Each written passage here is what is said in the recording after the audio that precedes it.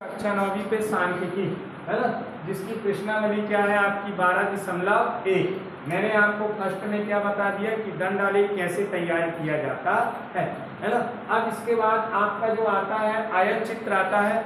हमारे पास एक सारणी दी गई है ना। सारणी क्या दी गई है कि एक परीक्षा में कक्षा 9वीं के विद्यार्थियों ने एक परीक्षा में क्या किए, सम्मिलित हुए। कितने विद्यार्थी हैं? 90 विद्यार्थी गणित की एक परीक्षा में वो क्या हुए, सम्मिलित हुए। जिसमें से देखना 0 से 20 अंक तक लाने वाले विद्यार्थियों की जो संख्या थी वो क्या है, 7। फिर इसके बाद 20 से 30 अंक लाने वाले विद्यार्थियों की संख्या क्या है, 10। फिर इसके बाद 30 से 40 अंक लाने वाले विद्यार्थियों की संख्या क्या है, 10। फिर 40 से 50 अंक के बीच लाने वाले विद्यार्थियों की संख्या 20 और 20 विद्यार्थी ऐसे जिसमें 50 से 60 अंक के बीच में अंक लेके आए।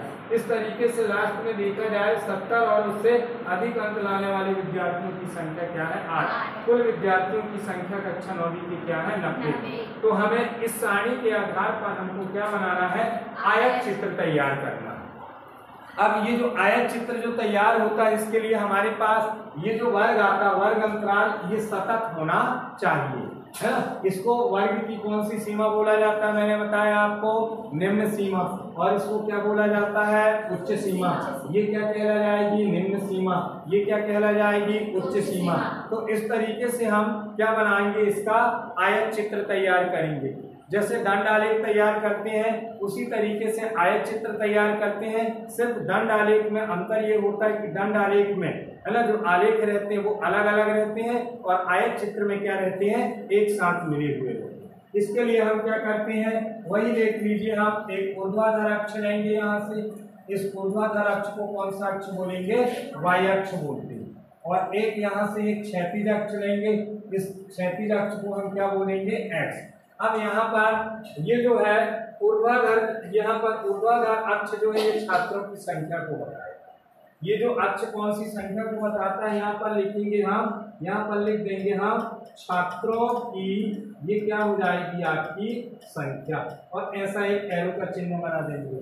और यहाँ पर ये जो क्षैतिज अक्ष है ये काय को प्रदर्शित करता है, ये अंक को प्रदर्शित करता है। और यहाँ पर हम एरो का चिन्ह बना देंगे।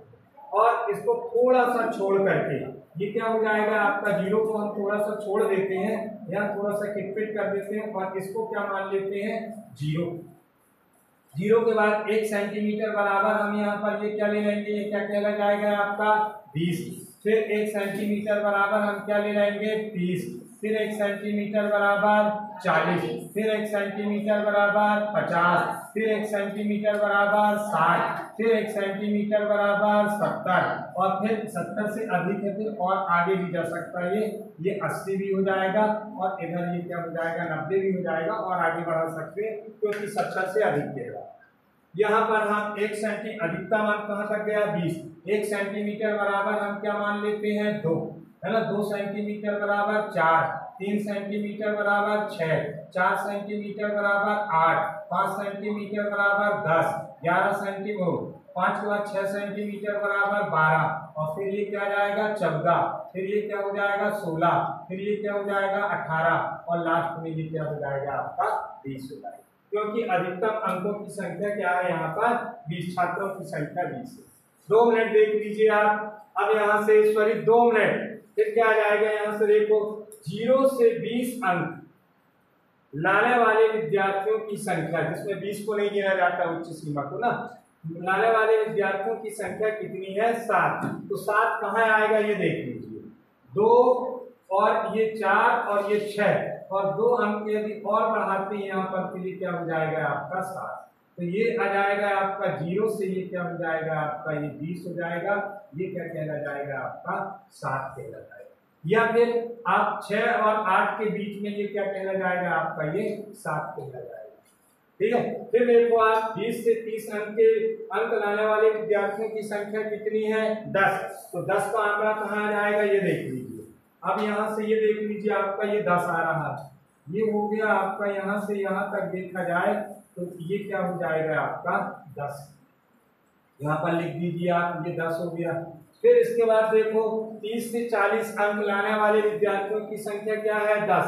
तो 30 से 40 के बीच में भी ये क्या हो जाएगा आपका, ये आ जाएगा 10। यहाँ भी आप 10 लिख सकते हो। फिर देखना 40 से 50 अंक प्राप्त करने वाले विद्यार्थियों की संख्या क्या है, 20। तो यहाँ से अब देख लीजिए ये कहाँ जाएगा, 20 में जाएगा। तो यहीं से ये आ गया आपका 40 और यहाँ से ये क्या हो जाएगा आपका, ये 50। ये क्या हो गया आपका 20। फिर देखो अब यहाँ कहाँ आ गए हम, 50 से 60 अंक वाले भी कितने हैं, 20। तो ये आ जाएगा आपका यहाँ से 50 से 60, ये भी कहला गया आपका, ये बराबर गैप आएगा आपका ना, ये हो जाएगा 20। फिर देखो 60 से 70 कितने हैं, 15। 15 कहाँ आ जाएगा, 10 है ना, और ये 12 और ये 15 आ जाएगा। 14 और 16 के बीच में यहाँ पर ये क्या रहेगा आपका, 15। तो यहाँ से ये आ जाएगा आपका 15, बिल्कुल इसके सामने स्केल कर लेना और ये क्या आ जाएगा आपका 15 हो जाएगा। फिर इसके बाद देखें 70 से अधिक कितने आ जाएंगे, 8। तो 70 से अधिक 8 हम लंबा भी खींच सकते हैं इसको, ये बिल्कुल 8 के सामने आएगा और इस तरीके से ये 70 से अधिक माना जाएगा, कहीं भी आप डाल सकते हो उसको, ठीक है। तो इस तरीके से ये जो आलेख तैयार हुए, इस आलेख को काय के नाम से जाना जाता है, ये इसको कहा जाता है, ये कहला गया आपका आयत चित्र। क्या बोला जाएगा इसको, आयत चित्र कहा जाता है।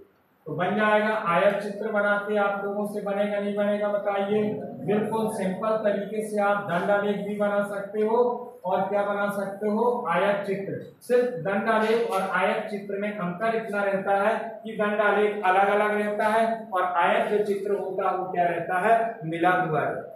अब यदि मैं आपको कुछ आंकड़े दूं तो उसका आप आयत चित्र तैयार कर सकते हो, और यदि मैं कुछ और आंकड़े दूं या कुछ क्वेश्चन दूं तो आप उसका आलेख तैयार कर लोगे, दंडालेख तैयार कर लोगे। तो चलिए आपने सीख लिया कि आयत चित्र कैसे बनाया जाता है, बन जाएगा। ये स्केल से बनाओगे बहुत अच्छा आएगा आपको, क्लियर। चलिए ठीक है, लिख लीजिए इसको।